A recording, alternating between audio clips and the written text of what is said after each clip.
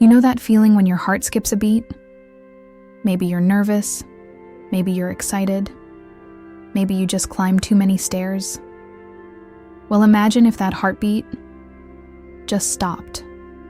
Not from fear, not from exhaustion, but from something else entirely. Something that would change everything you thought you knew about life, death, and what lies beyond. My name is Sarah, and I'm from a small town outside Chicago. Growing up, I was what you'd call a quiet kid. I spent most of my time with my nose in books or practicing violin in my room. My parents worked hard to give me opportunities they never had. Dad was a mechanic, Mom worked at the local bank, and they saved every penny to send me on my first real adventure. I was 17 when our school announced a cultural exchange trip to Spain. Spain. I'd never been anywhere more exotic than Wisconsin. My grandmother was Spanish, and I'd grown up hearing her stories about the old country, the festivals, the music that filled the streets. When I begged my parents to let me go, something in their eyes lit up. Maybe they saw their own dreams reflected in mine. The weeks leading up to that trip were pure magic. I couldn't sleep, couldn't eat, couldn't think about anything except the cobblestone streets and ancient cathedrals I'd soon be walking through. I packed and repacked my suitcase a dozen times. I studied Spanish phrases until my tongue twisted around the words like they were old friends. But here's where everything started to go sideways. See, I was one of those kids who always felt like I needed to be perfect, needed to perform, needed to keep up. So when I started feeling exhausted from all the excitement and sleepless nights, I did what seemed logical at the time. I remembered the energy pills my older brother used to take during finals week. Little white pills that promised alertness and focus. The morning we left for the airport, I was running on maybe 2 hours of sleep. My hands were shaking from nerves and exhaustion. Without really thinking it through, I grabbed that bottle of pills and, well, let's just say I didn't read the label carefully. I didn't take 1 or 2 like you're supposed to. I took a handful, thinking more would be better, thinking I needed all the energy I could get for this trip of a lifetime. The flight was long, but I was too wired to sleep. By the time we landed in Madrid, my heart was doing this weird flutter dance in my chest. I brushed it off as excitement. The airport was a whirlwind of languages I'd never heard, smells of foreign food, faces from every corner of the world. It was overwhelming and beautiful and terrifying all at once. We loaded onto this old tour bus, and that's when I first noticed something was really wrong. My skin felt like it was crawling, like tiny electric currents were running just beneath the surface. The chatter of my classmates seemed to fade into this distant hum. All I could hear was my own heartbeat, growing louder and louder until it was like thunder in my ears. Have you ever had one of those moments where you realize you've made a terrible mistake, but it's too late to take it back? That's what this felt like. The pills I'd swallowed so carelessly were now racing through my system like a freight train with no brakes. My heart wasn't just beating fast anymore. It was hammering against my ribs like it was trying to escape.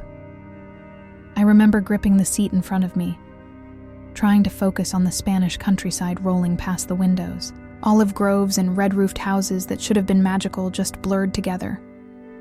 All I could think about was this incredible pressure building in my chest, this feeling like my heart was about to explode. And then something shifted. The racing stopped being chaotic and started being rhythmic, but not in a good way. It was like watching a clock wind down, each beat coming slower and more deliberate than the last. Tick, tick, tick. The spaces between beats grew longer. The world started to feel very far away. I wanted to call out to someone, to tell them something was wrong. But my voice felt trapped somewhere deep inside me. The other kids were laughing about something. The tour guide was pointing out landmarks. Life was continuing all around me, while mine was quietly slipping away. Nobody noticed the girl in the back row, whose world was about to turn completely upside down. That's when the terror really hit me. Not the kind of fear you feel watching a scary movie or before a big test. This was primal, bone-deep terror, because somewhere in my 17-year-old mind, I understood what was happening. My heart was slowing down, and I couldn't make it stop. The beats came further and further apart until there was just silence. The most profound, terrifying silence I'd ever experienced. And in that silence, everything changed.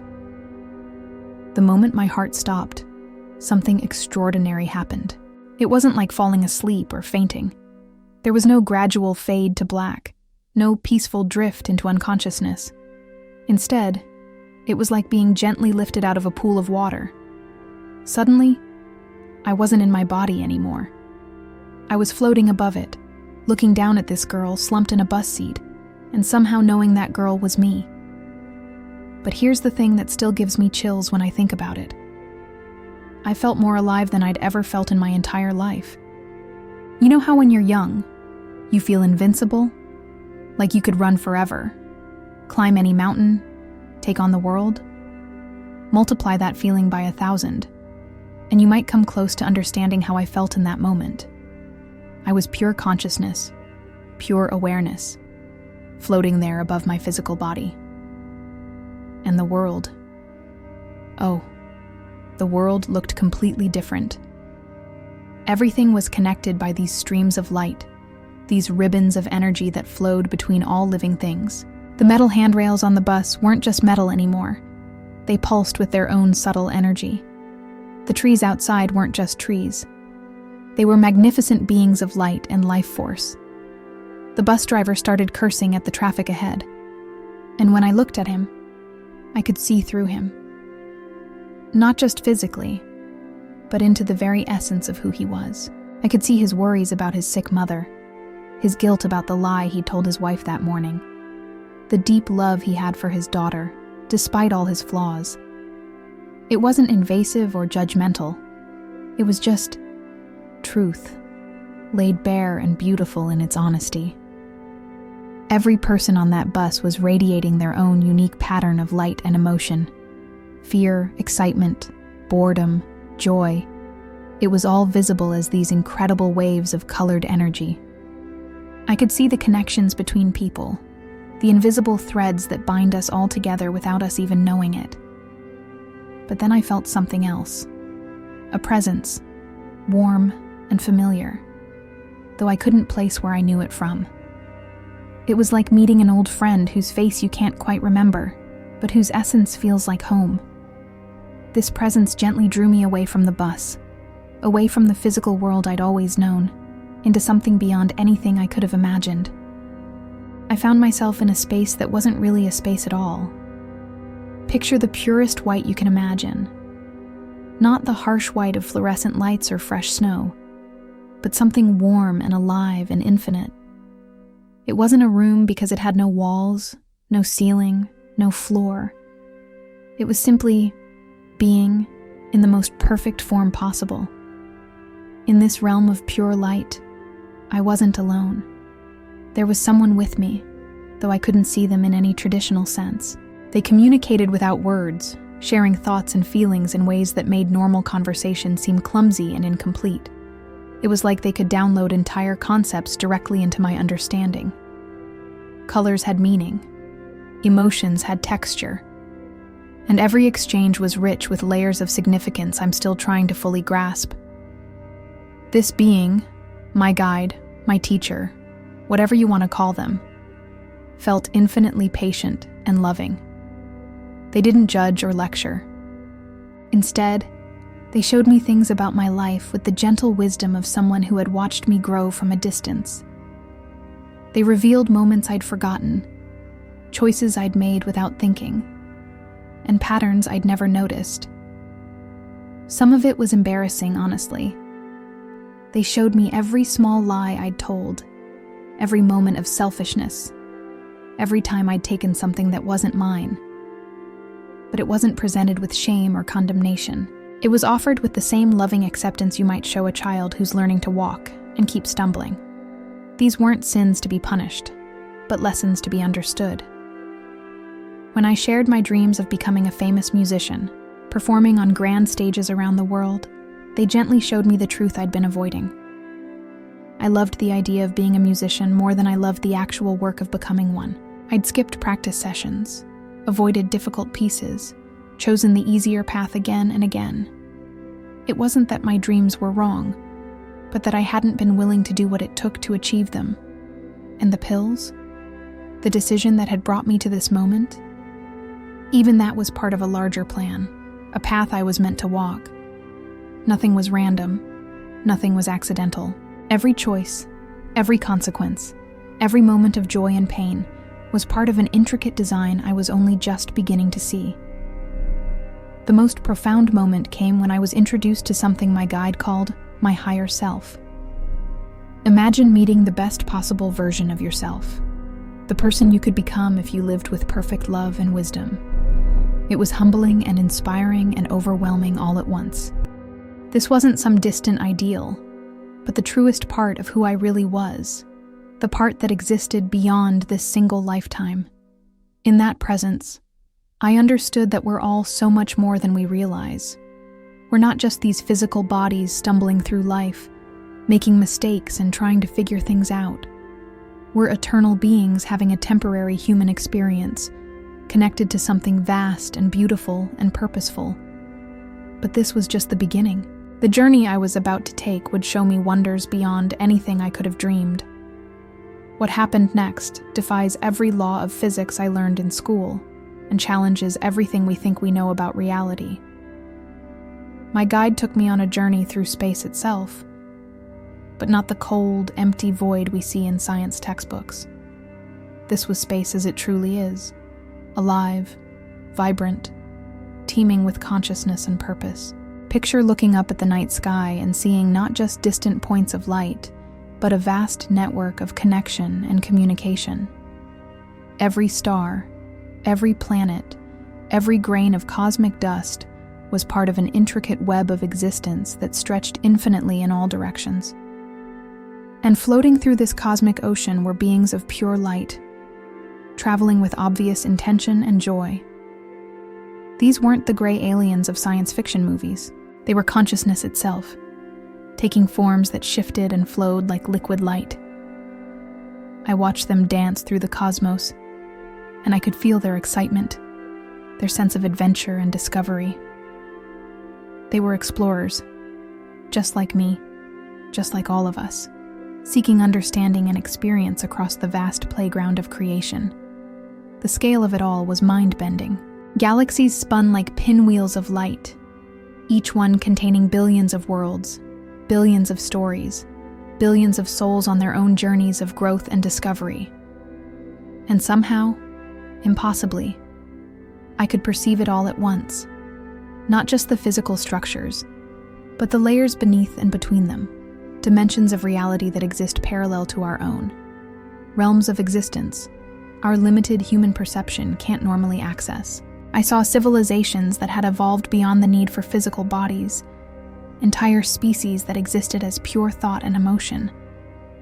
I witnessed the birth of stars, not as violent explosions of gas and energy, but as celebrations of consciousness choosing to take new form.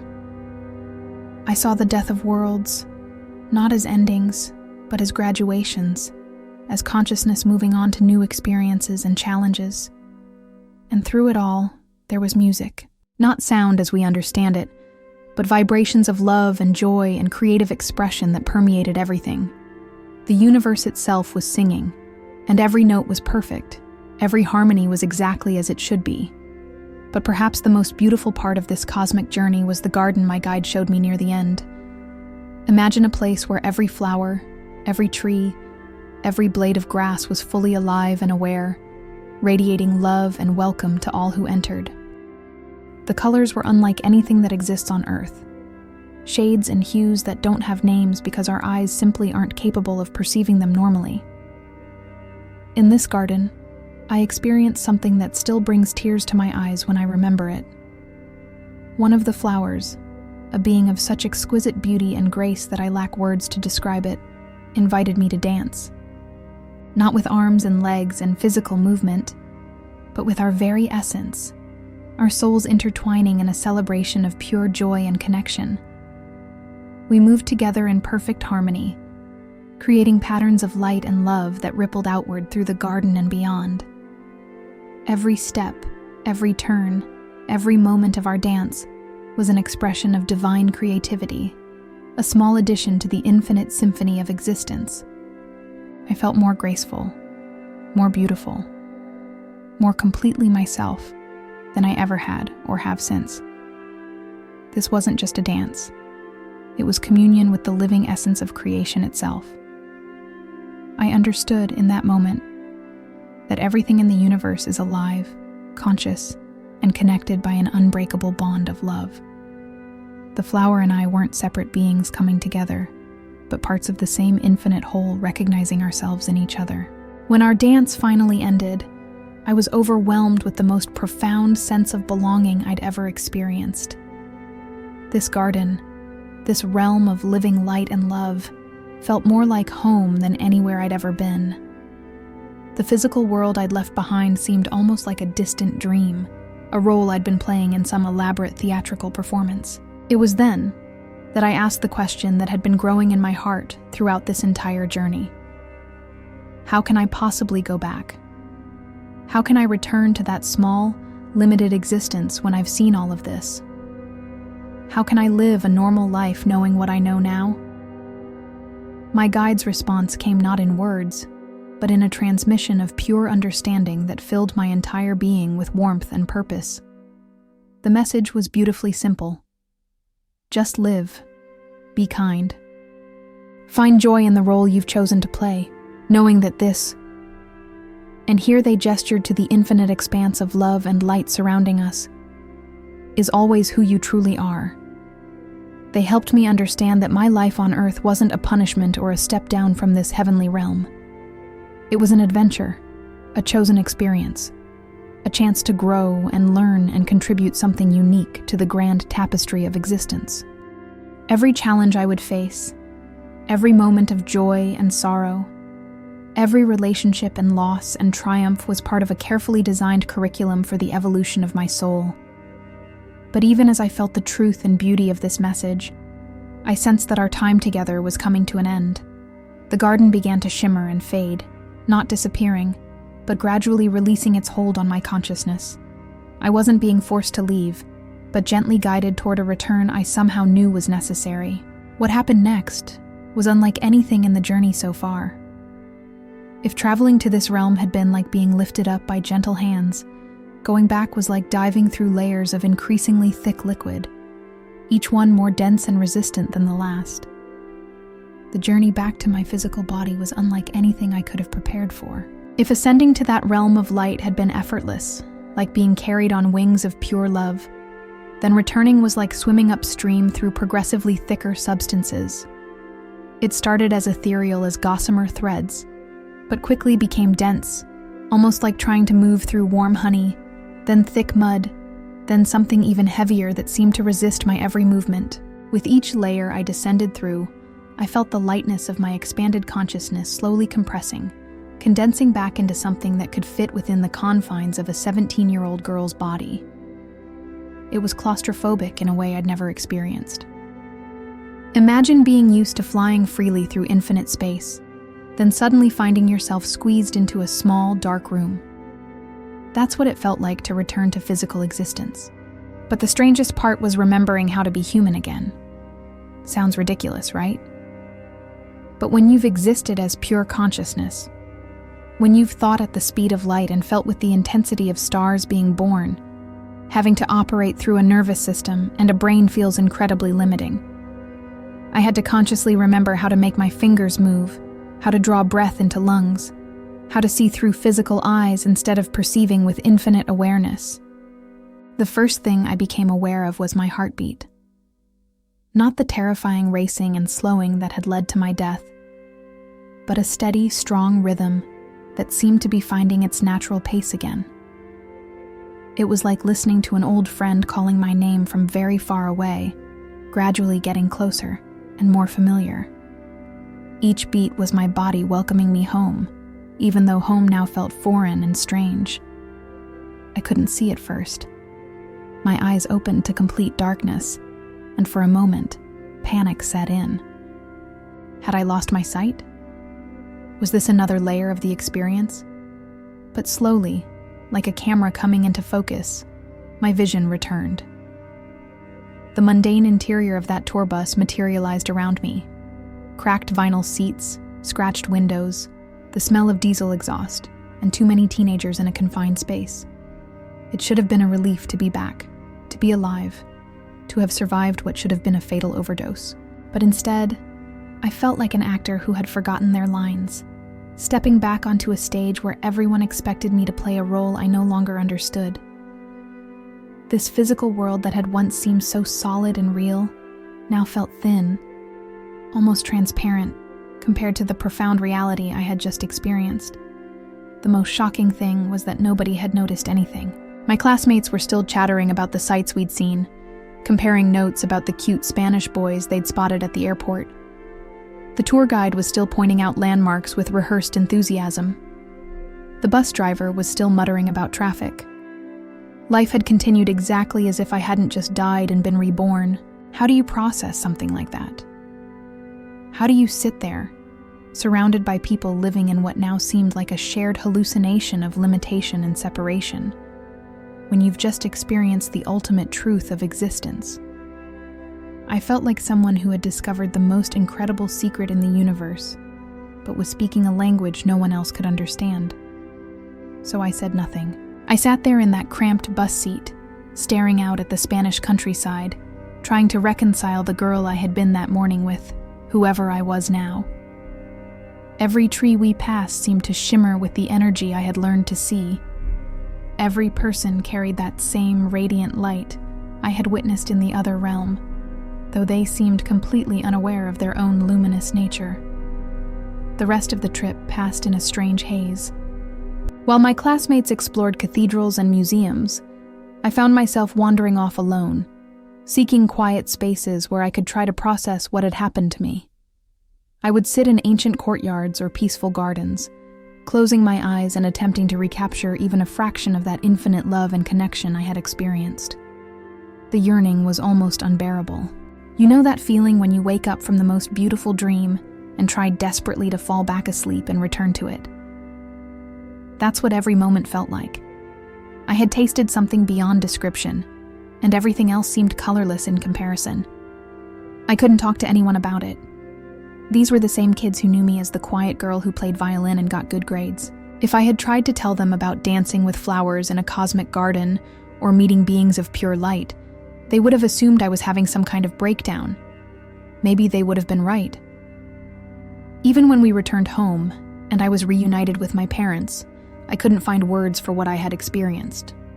How do you explain to people who live entirely in the physical world that you've seen beyond it? How do you describe colors that don't exist here, or emotions that are deeper than anything human language can express? The hardest part was that the experience didn't fade like a normal memory. Most dramatic events in our lives lose their intensity over time, becoming stories we tell rather than realities we relive. But this remained as vivid and present as the day it happened. I could close my eyes and instantly return to that garden, feel the love of that flower being, sense the infinite expanse of connected consciousness that is our true nature. College felt pointless after that. How do you care about grades and career plans when you've seen that this entire physical existence is just one small chapter in an eternal story? I dropped out after a year, much to my parents' confusion and disappointment. I drifted for a while, trying different jobs, different cities, different ways of being in the world. Nothing fit. I was like someone trying to wear clothes that were several sizes too small. The years that followed were a strange dance between two realities. On the surface, I lived what looked like a normal life. I eventually found my way into social work, drawn to help others who were struggling with their own sense of disconnection and pain. I married a kind man who could sense there was something different about me, even though I never fully explained what that something was. We had children, bought a house, participated in all the rituals of ordinary existence. But underneath it all, I carried this secret knowledge like a hidden treasure that I could only rarely share. The experience had fundamentally changed how I saw everything. Death wasn't the end of existence, but more like graduation from one grade to the next. Pain and suffering, while still difficult to endure, were part of a larger curriculum designed to help souls grow and evolve. Even the darkest moments in life were threads in a tapestry so vast and beautiful that we couldn't see the pattern from our limited perspective. This understanding didn't make life easier exactly, but it made it more meaningful. When my father died of cancer 15 years later, I grieved his absence from this world, while knowing absolutely that he continued to exist in a realm of greater beauty and understanding than anything he had known here. When my marriage went through difficult periods, I could see the ways we were each learning to love more deeply and authentically, even when it hurt. Most importantly, the experience taught me that love isn't just an emotion we feel or an action we take. Love is literally the fabric from which everything is woven. It's the force that holds stars in their courses and flowers in their blooming. It's what connects every consciousness to every other consciousness, across all of space and time. And once you've felt that kind of love, the petty jealousies and fears and anger that seem so important in daily life lose much of their power over you. I learned to look for that divine spark in everyone I met, the difficult client who seemed determined to make everyone around them miserable. They were a soul in pain, temporarily forgetting their own beautiful nature. The politician whose views I disagreed with, they were playing their part in the complex drama of human growth and learning. The stranger who cut me off in traffic, they were my cosmic brother or sister, just trying to get through their day with whatever limited understanding they currently possessed. This doesn't mean I became some kind of saint. I still got frustrated, still made mistakes, still struggled with very human problems and emotions. But underneath it all was this unshakable foundation of knowing that everything was ultimately unfolding exactly as it should, that we were all exactly where we needed to be for our soul's development. Eventually, I began sharing my story with others. It started small. A friend going through a difficult divorce, a colleague dealing with the loss of a parent, clients who seemed ready to hear a different perspective on life and death. I was amazed by how many people had their own experiences of the transcendent, their own moments of touching something beyond the ordinary world, but had kept them secret for fear of being thought crazy. The more I shared, the more I realized that my experience wasn't unique. Throughout history, across all cultures and spiritual traditions, people have reported similar journeys beyond the physical realm. The details vary. The imagery is often shaped by cultural and religious background, but the core message remains the same. We are infinite beings, temporarily focused into finite forms, connected by an unbreakable bond of love to everything that exists. Some people ask me if I'm afraid to die now, having seen what lies beyond. The answer is no, but not in the way you might expect. I'm not eager to leave this world. There's still so much beauty to experience here, so many people to love, so many ways to grow and contribute. But I'm also not afraid of that final transition, because I know it's not really final at all. It's more like taking off a heavy coat at the end of a long winter day. What I'm afraid of sometimes is forgetting. The intensity of that experience has remained with me for decades, but the pressures and distractions of daily life can sometimes make it feel distant.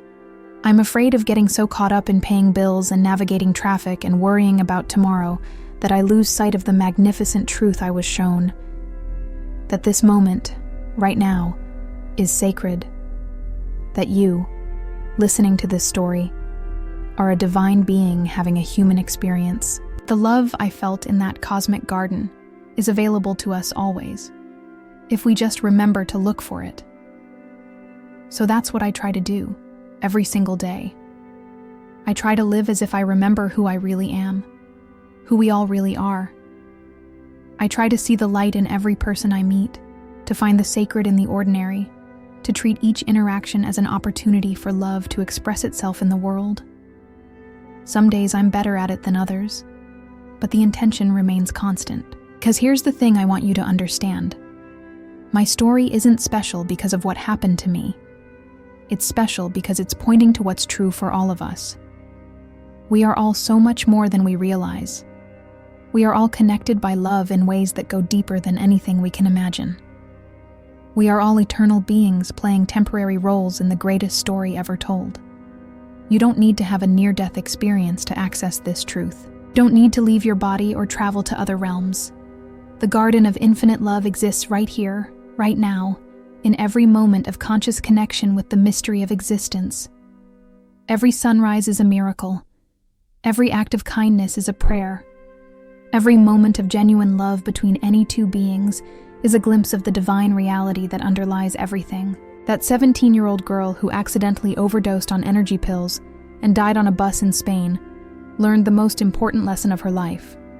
We are love, expressing itself as temporary individual experiences, finding our way back to conscious unity with all that is.